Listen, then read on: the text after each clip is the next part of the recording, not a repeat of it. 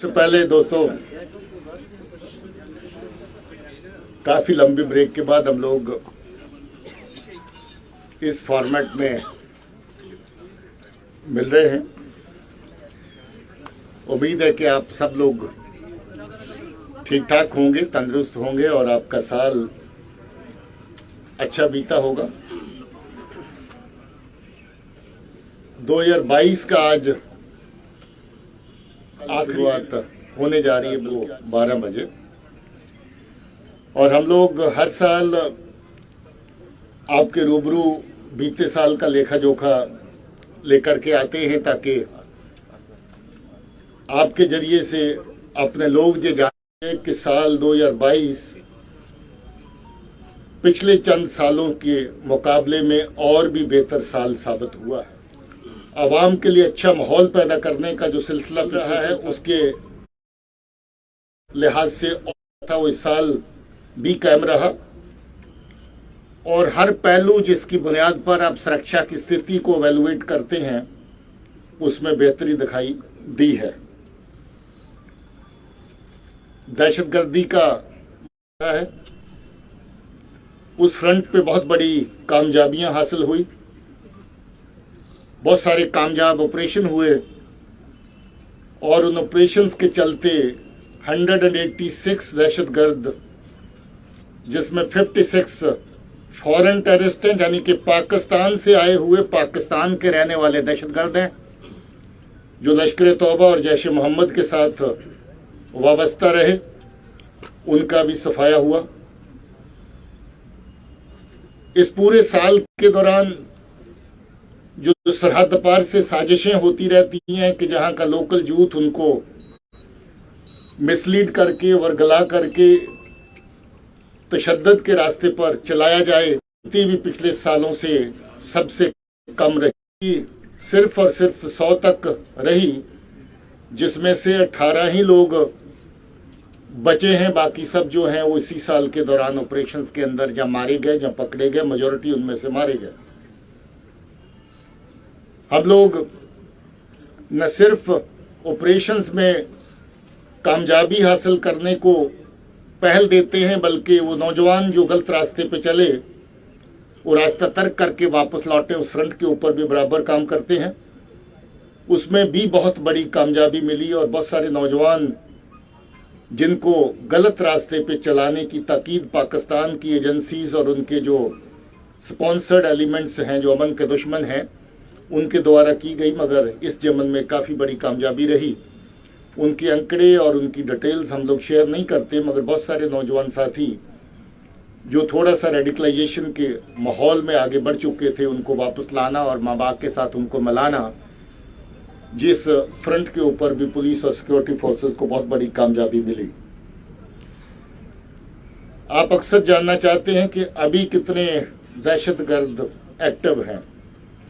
आपको बता दें कि अभी जितने दहशतगर्द एक्टिव हैं, इतना छोटा नंबर पिछले सालों में कभी नहीं रहा।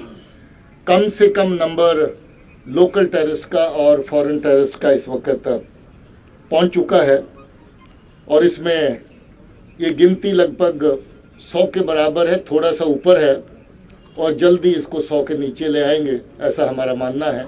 ये डबल डिजिट के अंदर जल्द ही दोनों मिला करके आ जाएंगी। इसके बराबर जारी रहा, और इसमें बहुत सारे दहशतगर्द जो अपनी जान से प्रेफर किया कि उनको कानून के दायरे में ला करके उनके खिलाफ कार्रवाई की जाए, जबकि 186 दहशतगर्द मारे गए। इसके साथ 159 ऐसे दहशतगर्द भी हैं जिनको जिंदा पकड़ा गया, तफ्तीश के केस के दायरे में लाया गया, कानून के दायरे में लाया गया, जिनके खिलाफ कार्रवाई जारी रहेगी। इसके साथ ही हम लोगों का अब मिशन ये है कि जीरो टेरर की तरफ बढ़ा जाए, और जब आप जीरो टेरर की तरफ बढ़ना चाहते हैं तो आपको हर उस जगह को अपने एक्शन के दायरे में लाना पड़ता है जहां से टेरर का इकोसिस्टम जिंदा रहता है, जहां से टेरर इकोसिस्टम चलता है। सो दहशतगर्दी को किसी भी फॉर्म में मदद करने वाले जो लोग हैं उनके खिलाफ सख्त कार्रवाई की गई, और ऐसे लोग 557 लोग ऐसे हैं जो दहशतगर्दों के समर्थक के तौर पे काम करते थे, जिनको कानून में दायरे में ला के, कानून के दायरे में ला करके जिनके खिलाफ केसेस रजिस्टर किए गए और उन केसेस की ट्रायल्स और बाकी जो कार्रवाई आगे कोर्ट्स में चलेगी। आज लोग पूछते हैं कि दहशतगर्दी की तंजीमों का, जो तंजीमें, ऑर्गेनाइजेशन, आउटफिट्स जो दहशतगर्दी चलाते थे, उनका लगभग सफाया हो गया, तो दहशतगर्दी आज कैसे चलती है? तो एक नया ट्रेंड जो पिछले एक आध साल से शुरू हुआ था, मॉड्यूल बेस्ड दहशतगर्दी का, जिसमें पाकिस्तान में बैठे टेरर हैंडलर्स लोगों को छोटी छोटी टुकड़ियों में तैयार करते हैं और उनसे सिलेक्टिव किलिंग्स, टारगेटेड किलिंग्स और ग्रेनेड फेंकना और इस तरह की बाकी दहशतगर्दी की छोटी छोटी कार्रवाइयां करवाते हैं। आपको याद होगा उधमपुर में ट्विन बस ब्लास्ट जो हुआ, आपको याद होगा श्रीनगर, कश्मीर के अलग अलग जगहों पे नॉन लोकल लेबर को टारगेट किया गया। आपको याद होगा कुछ जगहों पे ग्रेनेड के वाक़ात 2022 में पेश आए। जिस सब की सब कार्रवाइयां बुनियादी तौर पे अभी टेरर मॉड्यूल्स के जरिए से करवाई जाती हैं, जो पाकिस्तानी एजेंसीज ने एक माउथ पीस, जिसको TRF कहते हैं, द रेजिस्टेंस फ्रंट, पैदा करके उसके खाते में डालने की हमेशा कोशिश करते हैं। ये लड़के बेसिकली जो इस तरह की कार्रवाइयां करते हैं, वो या तो ज्यादातर लश्कर के साथ वाबस्ता होते हैं या फिर कहीं कहीं उनकी जैश के साथ एफिलिएशन पाई जाती है, मगर TRF एक माउथ पीस लोकल प्रोजेक्शन के लिए रखा गया, जो बुनियादी तौर पे पाकिस्तान की सरजमीन से चलाया जाता है। इस तरह के जो मॉड्यूल तैयार हुए, 146 टेरर मॉड्यूल्स पूरे साल के अंदर खत्म किए गए। आप अंदाजा करें कि 146 हर मॉड्यूल के अंदर 4 से 5 लड़के दहशतगर्दी की कार्रवाइयों को अंजाम देने के लिए तैयार किए जाते हैं। इस तरह के 146 टेरर मॉड्यूल जो है उनको भी खत्म किया गया, पकड़ा गया। इस साल के अंदर 188 AK-47 सीरीज की, जो AK सीरीज की, जिसमें कोई 76 भी शामिल होती हैं, ज्यादातर AK-47 होती हैं, वो पकड़ी गई।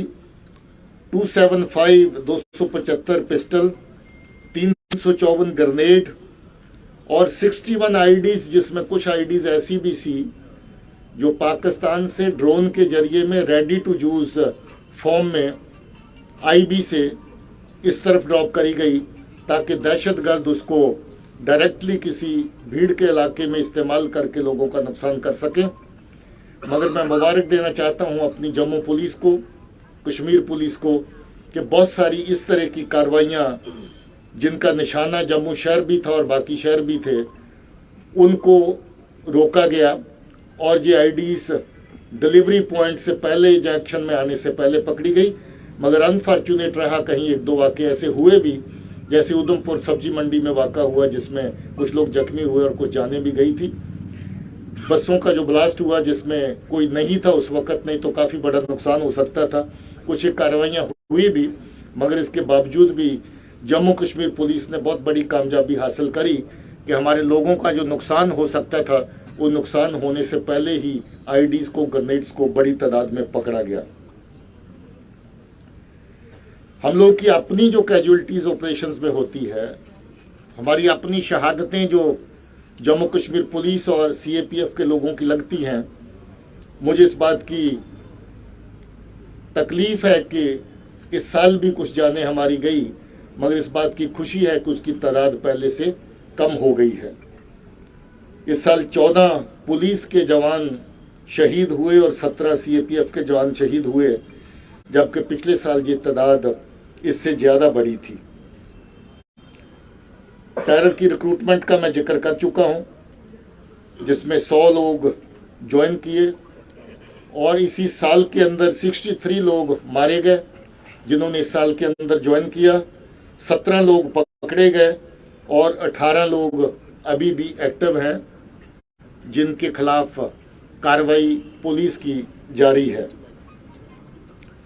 ये भी बता दूं कि टेरर रिलेटेड इंसिडेंट इस साल पहले सालों के मुकाबले में और कम हो गए और उनकी शिद्दत भी पहले से कम हुई है। गिनती में जरूर लगता है कि गिनती लगभग पहले साल से बहुत ज़्यादा नीचे नहीं आई है, मगर शिद्दत उनकी काफ़ी नीचे आई है। उनमें जो जानी नुकसान होता था या बाकी नुकसानात होते थे, उनमें काफ़ी फर्क आया है। सिविलियन की कैजुअलिटी, जिसको लेकर के हम सबका कंसर्न रहता है और कंसर्न होना भी चाहिए, वो भी पहले सालों के मुकाबले में, पिछले 4 सालों के 5 सालों के मुकाबले में सबसे कम है। सो सिविलियन कैजुअलिटी भी पहले से कम हुई है। लॉ एंड ऑर्डर के इंसिडेंट्स की अगर बात करें तो लॉ एंड ऑर्डर इंसिडेंट बराए नाम इस वक्त रह गए हैं। पूरे साल के अंदर मुश्किल से 24 इंसिडेंट ऐसे ही छोटी मोटी हुल्लड़बाजी के, वो कोई लॉ एंड ऑर्डर के इंसिडेंट की गिनती में ज़्यादा नहीं आते, मगर फिर भी हम क्योंकि इसको जीरो की तरफ बढ़ाना चाहते हैं, कोई भी इंसिडेंट हम अनरिपोर्टेड नहीं छोड़ते हैं, इसलिए ये इंसिडेंट की तादाद सिर्फ 24 के करीब रही। टेरर के इकोसिस्टम को जो लोग पनाह देते हैं, मदद करते हैं, उनके खिलाफ सख्त कार्रवाई हुई। ऐसी 50 गाड़ियां जो दहशतगर्दों को इधर से उधर पहुंचाने के लिए, दहशतगर्दी का सामान एक जगह से दूसरी जगह पहुंचाने के लिए इस्तेमाल हुई, पुलिस हेडक्वार्टर के ऑर्डर से ऐसी गाड़ियां 50 जब्त की गई। 28 ऐसे घर और बाकी बिल्डिंग्स जब्त की गई जिनके अंदर अलग अलग तरह की दहशतगर्दी की कार्रवाइयां की गई, कहीं दहशतगर्दों को पनाह दी गई या फिर और किसी भी तरह की मदद उस जगह से दहशतगर्द को पहुंची। इसके साथ जो लोग इस तरह की दहशतगर्दी की कार्रवाइयां करते हैं, जो बंदूक उठा के तो दहशतगर्दी नहीं चलाते मगर दहशतगर्दी चलाने वालों का साथ देते हैं, 649 ऐसे लोगों को PSA के तहत यानी प्रिवेंटिव डिटेंशन की कार्रवाई उनके खिलाफ की गई। इसके साथ जो ड्रग का इस वक्त सिलसिला, जहां पर पहले के मुकाबले में ज्यादा तेजी से पाकिस्तान की एजेंसी चलाने की कोशिश कर रही हैं, ड्रग्स जो सरहद पार से, बॉर्डर से, लोगों के जरिए से, उनके टाउट्स के, स्मगलर्स के जरिए से भी इधर लाई जा रही हैं। इसके साथ साथ ड्रोन्स के जरिए से भी ड्रग्स की तस्करी का काम इस तरफ जो है वो हुआ। इस पे बहुत बड़ी कार्रवाई पुलिस ने करी और बहुत बड़ी कामयाबियां भी हासिल इस जिमन में करी। इस साल 1693 केस, 1693 केसेस दर्ज किए गए ड्रग्स से रिलेटेड, जो काम, कारोबार और जो लोग इसमें इन्वॉल्व हैं उनके खिलाफ, जिसकी तादाद पहले के मुकाबले में है। हम लोग और ज्यादा शिद्दत से और ज्यादा सख्ती से इस कार्रवाई को अंजाम में लाएंगे। ऐसे केसेस भी सामने आए जहां ड्रग्स की तस्करी का पूरा जो नेटवर्क है, स्टार्टिंग पॉइंट से डिलीवरी पॉइंट तक, आगे पीछे का, बहुत बड़ी तादाद में सीजर्स भी हुए हैं। 212 kg हीरोइन पकड़ी गई, 383 kg चरस पकड़ी गई, 12 किलो के करीब ब्राउन शुगर पकड़ी गई, 215 किलो गांजा पकड़ा गया। पॉपी सोडा की स्ट्रॉ जो पकड़ा जाता है, पॉपी हस जिसको कहते हैं, ये 10,746 किलोग्राम पकड़ा गया। और इस तरह के बाकी जो आइटम्स हैं जो तस्करी में शामिल है, उनकी भी काफ़ी बड़ी तादाद है और उनका भी है। इसके अलावा कुछ एक ड्रग्स की कंसाइन वो केस इस वक्त हिस्से में डिटेन किया है। इसके अलावा जो पिट NDPS के तहत भी 91 केसेस ऐसे हैं जिनमें लोगों को, कश्मीर में ईद का नया सेंटर तमीर हो चुका है, जम्मू का इस वक्त नया सेंटर जेर तमीर है और जल्द ही वो सेंटर और बड़ी जो कैपेबिलिटी के साथ ये जिमन में काम करेगा। और हम चाहेंगे कि हमारे नौजवान जो इस लत में इस वक्त लग चुके हैं, उनकी मदद जितनी ज़्यादा से ज़्यादा हो सकती है उनकी मदद की जाए। ओवरऑल क्राइम का अगर जिक्र करें तो 29,834 केसेस इस साल में लगे। अगर देखेंगे तो इसकी तादाद हर साल थोड़ा आगे बढ़ती है, क्योंकि पॉपुलेशन भी बढ़ रही है और क्राइम की नौबत भी चेंज होती रहती है। मगर इसके साथ जो क्राइम को डील करने का पुलिस का कैपेबिलिटी है, उसको भी बहुत हद तक ऑगमेंट किया गया।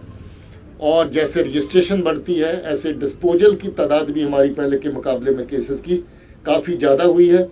बहुत बड़ी तादाद में केसेस को कोर्ट्स तक ले जाया गया है, केसेस चलान हो चुके हैं और इस वक्त जो बाकी केसेस हैं उनकी तफ्तीश भी बड़ी तेज रफ्तार से इस वक्त जारी है। क्राइम अगेंस्ट वुमेन के सिलसिले में काफ़ी बड़ा इसका जो हिस्सा है इस क्राइम का वो रहा, मगर हम लोग इस क्राइम को डील करने के लिए 2285 केस ऐसे हैं, 2285 जो अलग अलग क्राइम अगेंस्ट वुमेन के केसेस के दायरे में आते हैं। उनके अच्छे तरीके से उनके केसेस को डील किया जाए, उसके लिए महिला थाने और बने हैं। अभी कुछ ही दिन पहले मैंने पुलवामा के अंदर भी वुमेन पुलिस स्टेशन एक इनॉग्रेट किया है। अब हमारे रेंज लेवल के महिला पुलिस स्टेशन सब जगह फंक्शनल हो चुके हैं, और जो पुलवामा का थाना है वो एडिशनल है साउथ कश्मीर रेंज में, क्योंकि जिले काफ़ी ज़्यादा हैं। उस जगह पे हम लोग एक एडिशनल थाना भी तमीर कर चुके हैं और वो फंक्शनल हो गया है। इन्वेस्टिगेशन, खासतौर पे यूएपीए केसेस की इन्वेस्टिगेशन और तेज हो, और ऐसे आदेश होम मिनिस्ट्री की तरफ से भी थे। उनके चलते हम लोगों ने अपने क्राइम को डील करने की कैपेबिलिटीज़ को ऑगमेंट किया है। क्राइम विंग को और ज़्यादा अलग अलग जो स्पेशलाइज्ड क्राइम को डील करने के विंग्स उसके अंदर लाए गए हैं। काबल ऑफिसर वहाँ पर पोस्ट किए गए हैं, और वहाँ पर special crime, economic crime, cyber crime, इस तरह के जो अलग अलग खितों में जो क्राइम के जो अलग अलग स्पेशल एरियाज हैं उनको डील करने के लिए एसएसपी लेवल के ऑफिसर्स अलग अलग विंग के अंदर तैनात किए हैं, और काफ़ी बड़ी तादाद में अच्छी तफ्तीश उन्होंने कर केसेस को कोर्ट तक पहुंचाया है, और कुछ केसेस इस वक्त जेर तफ्तीश हैं। एसआईए आप जानते हैं, इसका मैं जिक्र पहले कर चुका हूं, साल से ज़्यादा पूरा कर चुकी है अपना, और एसआईए ने बहुत अच्छा काम किया है स्पेशल क्राइम को, खासतौर पे यूएपीए को क्राइम को डील करने के लिए।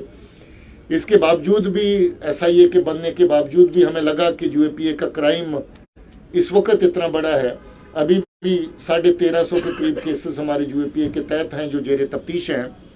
उनको डील करने के लिए हम लोगों ने लगभग हर जिले के अंदर स्पेशल इन्वेस्टिगेशन यूनिट, जिसको आप SIU कहते हैं, कश्मीर के हर जिले में बनाया, और कुछ जो बड़े जिले हैं उसमें एक से ज़्यादा टीम्स इस वक्त SIU के अंदर काम कर रही हैं। और अभी हाल ही हमने जम्मू के भी लगभग सब जिलों के अंदर SIU है उसको बना दिया है, ताकि यूएपीए से रिलेटेड क्राइम जो है उसको स्पेशल इन्वेस्टिगेशन करने के लिए ये स्पेशल टीम्स जो है वो डील कर सके। पैरवी के सिस्टम हमारे जिला के लेवल पे, रेंज के लेवल पे, स्पेशल कोर्ट के लेवल पे, सब जगह के ऊपर इस वक्त फंक्शनल हैं।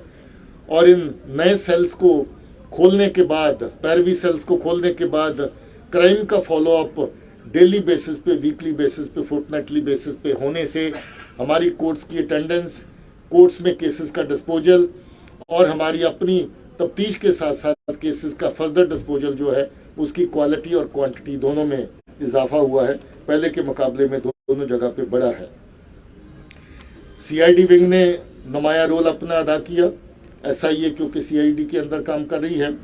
इसके अलावा जो पब्लिक सेंट्रिक, जो पीपल सेंट्रिक सर्विसेज हैं, चाहे वो सर्विस वेरिफिकेशन की हों, पासपोर्ट वेरिफिकेशन की हों, और अलग तरह की एनओसीज हैं जो इशू की जाती हैं अलग अलग तरह के काम और कारोबार करने के लिए, और या फिर ऐसे अनासर और एजेंसीज को, ऑर्गेनाइजेशन को पहचानने का काम हो जो फेक हैं, जो फ्रॉड हों, और जो किसी न किसी तौर पे गैर कानूनी काम करती हों, उनको पहचान करने में भी सीआईडी ने काफ़ी बड़ा काम किया।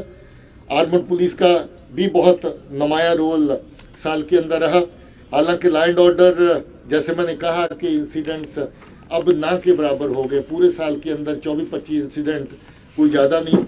हमारी कोई लोगों के खिलाफ डायरेक्ट इस तरह की इन्वॉल्वमेंट, कन्फ्रंटेशन नहीं है, मगर इसके अलावा जो सुरक्षा की अलग ड्यूटीज़ हैं, चाहे वो पेट्रोलिंग के माफक हों, चाहे वो स्टैटिक सिक्योरिटी के लिए हों, चाहे वो बाकी तरह के एंटी मिलिटेंसी ऑपरेशंस हों, उसके अंदर भी आर्मड पुलिस ने बहुत अच्छा काम किया है। ट्रैफिक का लेखा जोखा हम लोग कुछ दिन पहले कर रहे थे। आईजी ट्रैफिक बड़ी शिद्दत से अपने कामकाज को और बेहतर करने के लिए लगे हुए हैं। हम लोग ज़्यादा से ज़्यादा टेक्नोलॉजी को ट्रैफिक मैनेजमेंट के अंदर शामिल करने की कोशिश कर रहे हैं। अभी आपने ई चालान का सिलसिला देखा होगा, उसमें और मशीनें ऐड हुई कुछ दिन पहले। उसके अलावा और बहुत सारी ट्रैफिक रेगुलेशन और ट्रैफिक सर्विलेंस की जो औजार हैं वो इस वक्त प्रोक्योर किए जा रहे हैं और उनको अमल में लाने के बाद हमारी कोशिश है कि जो एक्सीडेंट्स की दर है उनको कम किया जाए और जो एक्सीडेंट्स के अंदर मौत वाक़ई होती या लोग जख्मी होते हैं उसकी तादाद भी कम हो। इसमें काफ़ी अच्छा काम हुआ है मगर बहुत सारा काम अभी बाकी है जिसके ऊपर कार्रवाई जारी है। क्राइम ब्रांच का मैंने जिक्र किया, इसके अंदर ANTF हमने लाया था, एंटी नार्को टास्क फोर्स, इसने भी बहुत अच्छा काम किया है। काफ़ी सारे केसेस इन्होंने नारकोटिक्स के डील किए। इकोनॉमिक ऑफेंसेस विंग और स्पेशल क्राइम के विंग ने भी 191 के करीब जो स्पेशल क्राइम है उनके केसेस को डील किया। इसी तरह साइबर क्राइम के भी लगभग 8 केसेस इस साल के दौरान जो है वो किए गए। CCTNS एक तरह की हमारी बहुत ही उपयोगी फायदेमंद जो एक समझ लीजिए कि एक स्कीम है जिसके तहत हर थाना और हर ऑफिस इस वक्त कवर करने की कोशिश जारी है। CCTNS को हम लोगों ने और एक्सपेंड किया। बहुत सारे ऑफिस, बहुत सारे नए थाने जो इसके अंदर शामिल नहीं थे उनको इसके अंदर लाया गया और इसके तहत जो सिटीजन सेंट्रिक सर्विसेज हैं उनमें भी और ज़्यादा बढ़ोतरी की जाए है और उसमें हम लोग कोशिश कर रहे हैं कि जल्द ही CCTNS जो है वो पब्लिक के लिए एक ऐसा प्लेटफॉर्म बन के निकले कि हर तरह की कंप्लेंट, हर तरह का ग्रीवेंस जो है वो CCTNS के जरिए कंसर्न पुलिस ऑफिसर जहां ऑफिस तक पहुंच सके। इसके साथ साथ पुलिस के वेलफेयर के इश्यूज, ट्रेनिंग के इश्यूज, उनको भी साल 2022 में बहुत अच्छे से पुलिस हेडक्वार्टर और बाकी जो इंस्टीट्यूशंस, ऑर्गेनाइजेशंस, लोअर फॉर्मेशंस इसके अंदर काम करती हैं, उन्होंने बहुत अच्छा काम किया। सिक्योरिटी का विंग हमारा जो बहुत बड़ी तादाद हमारी सुरक्षा देने की यहाँ पर लोगों को है उसको बहुत अच्छे से हैंडल किया। बहुत बड़े VIP विजिट्स दिल्ली से और बाहर से रेगुलर होते रहते हैं, उनके लिए सुरक्षा के बहुत बड़े इंतजाम किए गए और बड़ी बड़ी इवेंट्स जो खासतौर पे नेशनल इवेंट्स जो हैं ऑर्गेनाइज हुई और उसके अंदर सिक्योरिटी विंग का बहुत बड़ा काम जो है वो रहा है। इस साल काफ़ी बड़ी तादाद में प्रमोशंस हो चुकी हैं और आज आपकी प्रेस कॉन्फ्रेंस के बाद एक काफ़ी बड़ा ऑर्डर मैं प्रमोशन का साइन करने जा रहा हूं। नए साल का एक और तोहफा हमारे नॉन गस्टेड ऑफिसर्स को जल्द ही देने जा रहे हैं।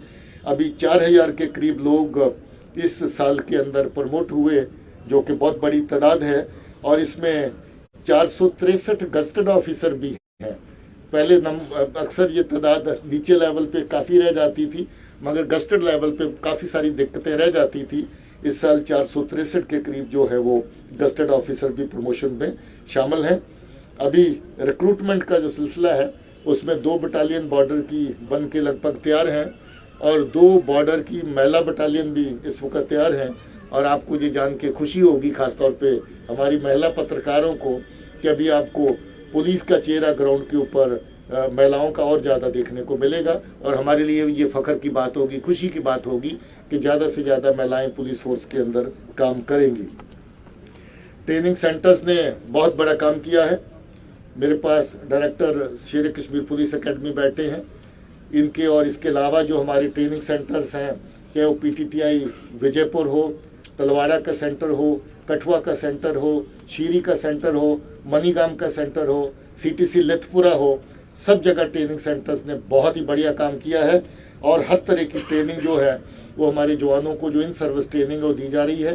साथ ही साथ बेसिक ट्रेनिंग कोर्स इस वक्त 2 जगह पे चल रहे हैं और बहुत जल्द ही एडिशनल लोग हमारे तैयार होके जो बेसिक ट्रेनिंग कोर्स अपना पूरा करके, रिक्रूट कोर्स जिसको आप कहते हैं, वो पूरा करके पुलिस की सफ़ों में शामिल होने वाले हैं।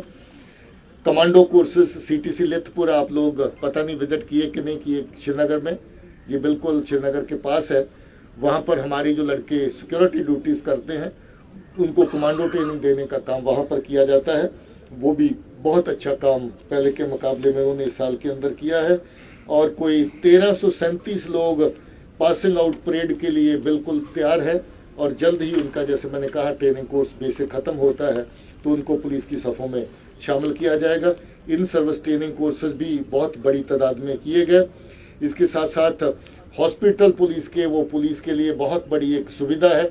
जम्मू में पुलिस हॉस्पिटल, श्रीनगर में पुलिस हॉस्पिटल और अभी बहुत बड़ा हॉस्पिटल श्रीनगर में एक और बनने जा रहा है जिसको हम पुलिस ट्रॉमा सेंटर कहते हैं, वो भी जल्दी फंक्शनल हो जाएगा। काफ़ी बड़ी तादाद में पुलिस के जो लोग हैं और हमारे पुलिस के परिवारों को इन दोनों पुलिस हॉस्पिटल के जरिए से फ़ायदा पहुंचा है। पुलिस में इंफ्रास्ट्रक्चर का जिक्र मैं कर रहा था। काफ़ी थाने, काफ़ी चौकियां, काफ़ी पुलिस की बिल्डिंग्स और तमीर होके दफ्तरों के साथ साथ रहने की जो जगह है पुलिस फोर्स में, उनको भी पहले से ज़्यादा और बेहतर भी किया जा रहा है और पहले से ज़्यादा उसकी तादाद जो है वो भी बढ़ाई जा रही है। इस बार काफ़ी थाने, काफ़ी नई चौकियां बनने के साथ साथ जो हमारे कैंपस हैं पुलिस के, उनकी रिपेयर एंड रेनोवेशन, ओवरहालिंग का काम भी बड़ी तेजी से पुलिस का प्रोविजन विंग, पुलिस का हेडक्वार्टर, एडीजी हेडक्वार्टर की क़यादत में काम करने में लगा है। दोस्तों, हम लोग सिविक एक्शन कार्यक्रम, जो हमारा सिविक एक्शन प्रोग्राम है, उसके तहत हमारे यूथ को, हमारे लोगों को अपने साथ साथ चलाने की कोशिश करते हैं। मुझे बेहद खुशी इस बात की कि मैंने इस तरह की इवेंट्स इस साल में देखी जो बड़े लंबे अरसे के बाद इस तरह के माहौल में देखने को मिली। हम लोग साइकिल की रेस करते हैं, पैडल फॉर पीस का। इतनी बड़ी तादाद थी कि मुझे लगा कि ग्राउंड कम पड़ गई जब इतने लोग आए, और इतना बड़ा जोश था कि वहां पर आपको 3 साल का बच्चा भी साइकिल चलाते हुए मिले और साथ ही साथ 65 साल का जो आदमी है वो भी अपनी कैटेगरी में साइकिल चलाते हुए मिले। आपने तस्वीरें और वो श्रीनगर की कवरेज आप लोगों ने देखी होगी। रन फॉर पीस का अगर प्रोग्राम था, उसमें इतनी बड़ी तादाद थी, हजारों की तादाद में लोगों ने पार्टिसिपेट किया। अब क्योंकि तादाद इतनी बड़ी होती है तो हम श्रीनगर और जम्मू के अलावा अब हर जिले को जो एक्टिविटी दे देते हैं, हर आर्मड पुलिस के यूनिट को ये एक्टिविटी आगे डेलीगेट कर देते हैं।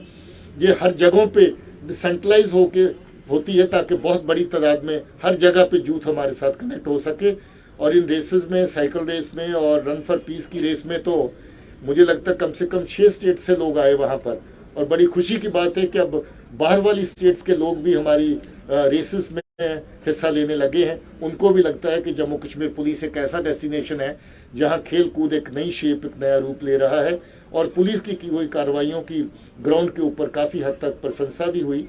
मैं हमारे जो ऑर्गेनाइजर पुलिस के विंग्स हैं उनको मुबारकबाद इसके लिए देना चाहता हूँ। आपको खुशी होगी, कश्मीर में अब नाइट टूर्नामेंट होते हैं और बहुत सारे टूर्नामेंट मैं खुद जाके देख चुका हूँ।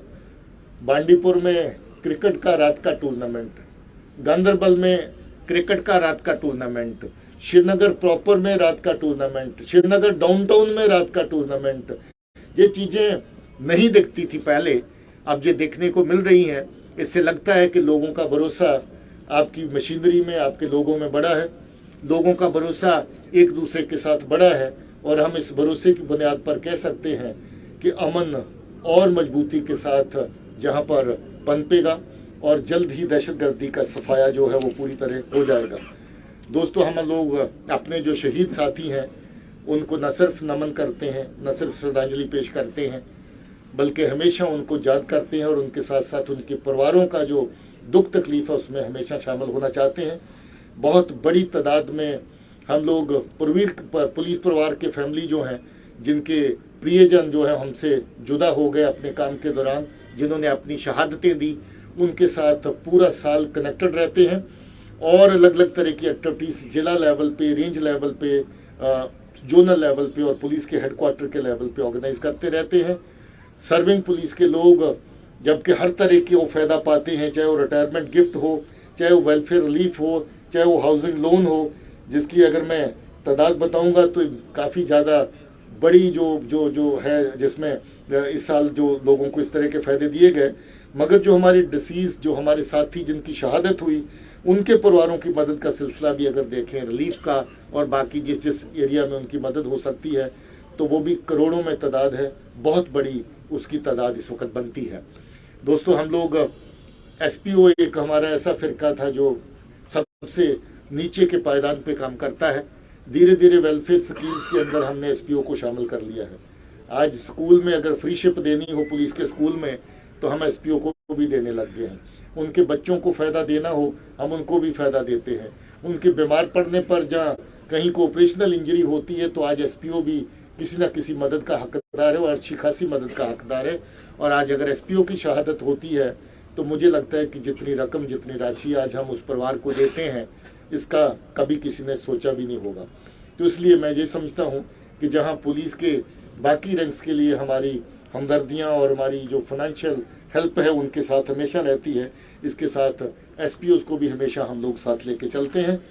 इसके साथ साथ पुलिस की जो अच्छी कारकर्दगी के चलते जो पुलिस को अलग अलग इनामों से, मेडल से हर साल नवाजा जाता है, इसकी तादाद पिछले साल फिर सबसे बड़ी थी। और आप सबको फख्र होना चाहिए कि जम्मू कश्मीर पुलिस की तादाद इन मेडल्स में सबसे सरफहरिस्त रहती है, सबसे नंबर 1 रहती है। और पिछले साल भी हम लोग नंबर 1 थे, इसकी आपको मुबारक है। बहुत सारे इनाम जो डीजी के ऑफिस से होते हैं, 538 लोगों को पिछली बार डीजी ने अवार्ड दिए। जो पुलिस मेडल फॉर गैलेंट्री 223 पिछले साल हमारे थे। जो police medal for meritorious service है वो 30 थे। डिस्टिंग्विश्ड सर्विस के 4 अवार्ड थे। और इसके साथ यूनियन मिनिस्टर साहब की तरफ से, जो यूनियन होम मिनिस्टर साहब की तरफ से medal for excellence in investigation, जो एक नया मेडल जो है वो तैयार किया गया है और जो अभी सब फोर्सेस को जहां पर इन्वेस्टिगेशन के विंग है उनको दिया जाता है, उसमें भी हमें मेडल मिला। जम्मू कश्मीर के जो पुलिस मेडल फॉर गैलेंट्री 266 थे और 10 Jammu Kashmir police medal for meritorious service भी थे। इस साल के मेडल जो डीजी ऑफिस से होते हैं वो आज ऑर्डर इशू होने वाला है और उनकी तादाद भी पहले के मुकाबले में बड़ी होने जा रही है। पहले के मुकाबले में ज़्यादा लोगों की हौसला अफजाई की जाएगी। स्पोर्ट्स में हमारी टीम्स जो जम्मू कश्मीर आर्मड पुलिस के तहत काम करती हैं, बहुत ज़बरदस्त काम रहा उनका। हम लोग नए नए एरियाज़ में जुडो, फेंसिंग, वुशू, पेंकेट सिलत में नेशनल इंटरनेशनल लेवल पे इस वक्त मेडल हासिल कर रहे हैं। हम लोग वाटर स्पोर्ट्स में जम्मू कश्मीर टीम की बहुत बड़ा नाम बन चुकी है, क्योंकि हमारे पास माहौल है और हमारी टीम साल भर अपनी ट्रेनिंग भी करती रहती है और अलग अलग टूर्नामेंट्स में हिस्सा भी लेती रहती है। बॉक्सिंग और रेसलिंग में हमारी टीम्स ने बहुत अच्छा all India police wrestling cluster के अंदर काम किया। और इसके साथ साथ हम लोग अपने नौजवान बच्चों के लिए जो काम करते हैं, जिसमें शूटिंग या सामान में CAP के तहत भूल गया, उसमें हमारे बच्चे अब नेशनल लेवल पे परफॉर्म करने के लायक हो गए हैं। इस तरीके से मैं आज की जो मोटी मोटी बातें जो आज के पूरे साल के लेखे जोखे की हैं उनको लगभग पूरा कर चुका हूं। अगर कोई ऐसे सवालात आपके जेब में हों जो इसके बाहर आप समझते हैं कि जरूरी है, आप पूछ सकते हैं। जैसे पहले कहा कि जब किसी हैवान के खून मुंह लग जाता है तो उसको खून चूसने की, खून बहाने की आदत हो जाती है। ये ऐसी ऑर्गेनाइजेशंस हैं जिनका जिक्र हम कर रहे हैं, जो पिछले 25-30 सालों में खून बहाने का, कश्मीरियों का खून बहाने का इन्होंने ठेका ले रखा है। इनके पीछे इनके आका बैठे होते हैं, चाहे वो ISI की तरफ से हों, चाहे फिर बाकी लोग जो जम्मू कश्मीर में दहशतगर्दी को जिंदा रखने और इसको चलाने के काम में लगे हों। ये TRF, जिसको मैंने कहा कि ये माउथ पीस है, जिसको मैंने कहा कि ये कम्बरेला के माफक है, कोई भी दहशतगर्दी की कार्रवाई जिसको आप सरहद पार से अंजाम दिलवाते हैं उसको बाद में उन करने के लिए आप TRF का नाम सामने लाते हैं, जबकि असल में वो कार्रवाई लश्कर या उसके साथ जुड़े हुए लोग, जैश या उसके साथ जुड़े हुए लोग करते हैं। हम लोग इस तरह के बहुत सारे मॉड्यूल्स, बहुत सारे नेक्सस उनको बेनकाब कर चुके हैं। काफी सारे केसेस इस वक्त हमारे जेरे तफ्तीश हैं। कुछ केसेस हम चलान भी कर चुके हैं, जहां आर पार के इस तरह के लिंकेज पूरी तरह एस्टेब्लिश होते हैं। यहां से बिल्कुल साफ जाहिर होता है कि लश्कर और जैश किस तरीके से दहशतगर्दी की कार्रवाइयां जहां पर अंजाम देने में शामिल रहती है। मैंने कहा कि उन करने के लिए जैश और लश्कर का नाम इस्तेमाल करना शायद ठीक नहीं है, इसलिए TRF का नाम उसमें आता है। इसी तरीके से एक और माउथपीस अभी इनके पास है, जिसको कश्मीर फाइट कहते हैं। वो भी एक इसी तरह का प्लेटफॉर्म है जो पार से चलता है। वही एक प्लेटफॉर्म है जिसको इस तरह की धमकियां देने के लिए, थ्रेट पोस्टर्स जारी करने के लिए इस्तेमाल किया जाता है। इसमें भी हम लोग कानूनी कार्रवाई कर चुके हैं और आइंदा भी इस तरह की कार्रवाइयों के खिलाफ सख्त एक्शन लिया जाएगा। जो आपने थ्रेट का सिलसिला कहा, मैंने कहा ये एक दहशत को जिंदा रखने का, फियर फैक्टर को जिंदा रखने का और एक तरीका है। क्योंकि ऐसी धमकी आप देते हैं कहीं ना कोई ऐसा वाक़ात जमीन पे भी पेश आता है जहां पर किसी माइनॉरिटी ग्रुप के मेंबर को या नॉन लोकल लेबरर को, जिसको अलग अलग तरह के नाम दे करके उनको टारगेट किया जाता है, सेटलर है। जम्मू कश्मीर में अपना ही रहने वाला वो जहां पर सेटलर हो गया, ये फैसला करेंगे पाकिस्तान में बैठ करके ये लोग। इसलिए इस तरह की वो गलत नरेशन जो है पहले पैदा करते हैं, जिससे इस तरह की कार्रवाइयों को जस्टिफाई किया जाता है। बाहर से आके मजदूर अगर आपके बाग बगीचे में काम करता है, कश्मीर के लोगों के कारोबार में मदद करता है, वो सेटलर कैसे हो गया? उसके शायद पास बेचारे के पास शायद एक कमरे का रहने का ढंग का कोई कहीं कहीं इंतजाम भी नहीं होता है। तो इस तरीके से मैं जितनी भी कार्रवाइयां पीछे हुई, नॉन लोकल लेबरर के खिलाफ जो कार्रवाई हुई, उनको अगर आप एनालाइज करें तो किसी के घर के सहन में कहीं एक टूटे कमरे में रहता है, कोई 3-4 लोग मिलकर के जो मजदूरी करते हैं, कहीं एक टूटा शेड किसी का बाहर किराए पे ले रखा उसमें रहते हैं, जिनको सेटलर का नाम दे के टारगेट किया जाता है। सो इस तरह की जो नरेटिव है वो बिल्कुल मोटिवेटेड है, बिल्कुल फाल्स है, बिल्कुल जो मिस्चीवियस है, और इस तरह के नरेटिव के तहत टारगेटिंग करना जो है वो एक इनका काम बन गया है, जिससे एक डर का माहौल पैदा किया जा सके। मैंने आपको पहले ही बताया कि इस तरह की कार्रवाइयों में जितने भी मॉड्यूल शामिल थे, एक केस को छोड़ करके सब के सब मॉड्यूल हम लोग खत्म कर चुके हैं और खत्म करते जाएंगे, छोड़ेंगे नहीं।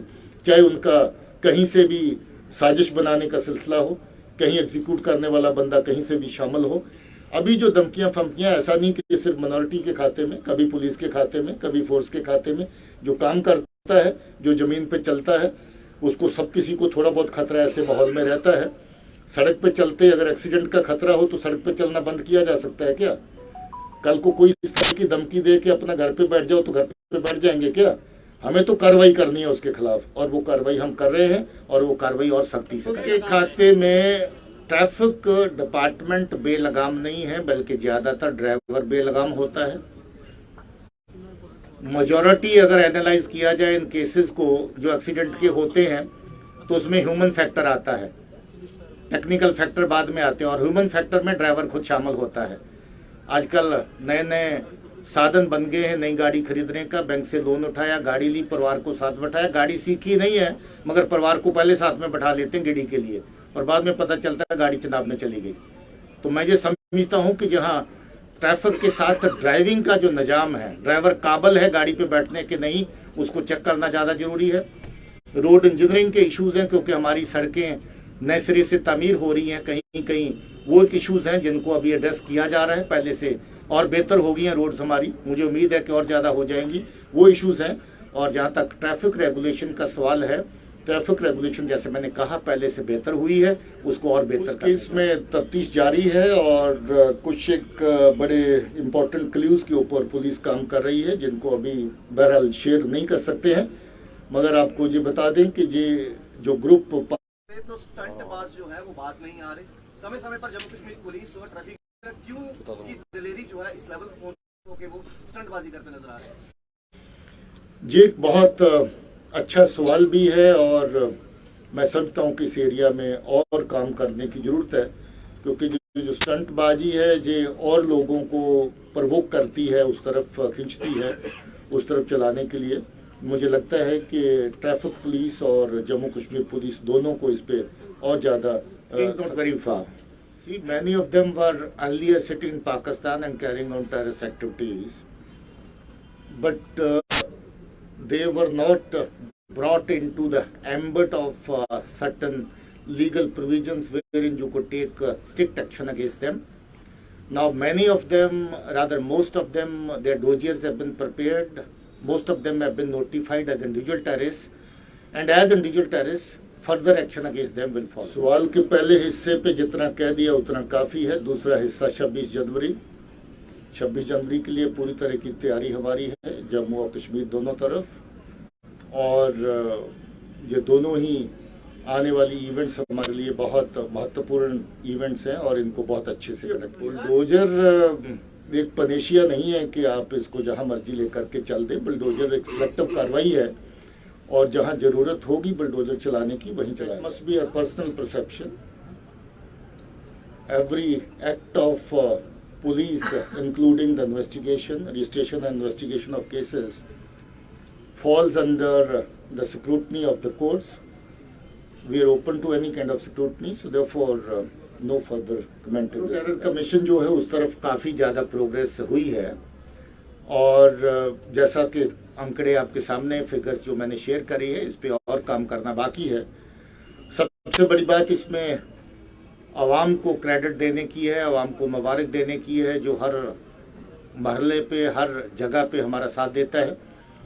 और मैं आप सबके जरिए से अपने लोगों को इस बात के लिए शाबाशी भी कहना चाहता हूँ, मुबारक भी देता हूँ, शुक्रिया भी कहता हूँ कि वो हमारे साथ हैं। देखिए, आज अमन में अगर देखेंगे तो सबसे बड़ा फायदा किसका है? हम लोग देखते हैं कि हर माँ बाप को फिक्र होती है कि उसके बच्चे सलामत रहें, हर कारोबारी को फिक्र होती है कि उसका कारोबार अच्छे से चले। इस पूरे साल का लेखा जोखा जब हो रहा था तो एक भी दिन की ब्रेक आप हड़ताल के खाते में नहीं डाल सकते, एक भी दिन की ब्रेक आप लैंड ऑर्डर को एट्रीब्यूट नहीं कर सकते। तो बिना ब्रेक आपका बच्चा पढ़ रहा है, बिना ब्रेक आपका कारोबार चल रहा है, बिना ब्रेक आप हर वो एक्टिविटी कर रहे हैं जिसको आप करना चाहते थे। यहाँ तो लोगों की शादियां कैंसिल हो जाती थी, शादी की डेट निकालते थे मगर शादी के दिन शादी नहीं कर पाते थे, रात को कहते थे कि नहीं आज हालात अच्छे नहीं है, थोड़े दिनों के बाद अगली डेट बताएंगे। आज ऐसा हो रहा है। तो मैं लोगों को मुबारकबाद देता हूं कि हमारे साथ हैं और अपने फोर्सेस को, अपनी पुलिस को मुबारकबाद देना चाहता हूं कि अच्छे काम की वजह से एक भी ब्रेक का दिन आज इस साल के अंदर देखने को नहीं मिला है। तो मुझे लगता है कि जीरो टेरर की तरफ जैसे हम लोग बढ़ रहे हैं उसमें और कामयाबी लोगों के साथ हमारे पास होगी और जल्दी यहाँ पर पूरी तरह का अमन जो है वो M4 नया वेपन नहीं है, हम लोग काफी सालों से इसको देख रहे हैं और M4 को इतने भी तूफान की चीज नहीं है, कार्बिन है जिसको इस्तेमाल करते हैं, सो ज्यादा खतरे की जरूरत नहीं है। उस तरह का कोई ऐसा नहीं इंडिकेशन है कि वहां से वेपन आ रहा है, इधर से आ रहा है। ऐसे वेपन पाकिस्तान से पहले भी आते थे, अभी भी आ रहे हैं और M4 कुछ बड़ा कुछ तकड़ा कुछ, इसके बारे में बाद में कमेंट करें। देखिए, जो जम्मू कश्मीर के लोगों के लिए फख्र की बात है कि जहां पर G20 का जो है वो कोई ना कोई इवेंट ऑर्गेनाइज करने का प्लान है, उसके लिए सब जितनी भी जरूरी चीजें हैं इंक्लूडिंग सिक्योरिटी, उसका इंतजाम किया जाएगा। बहुत बहुत शुक्रिया।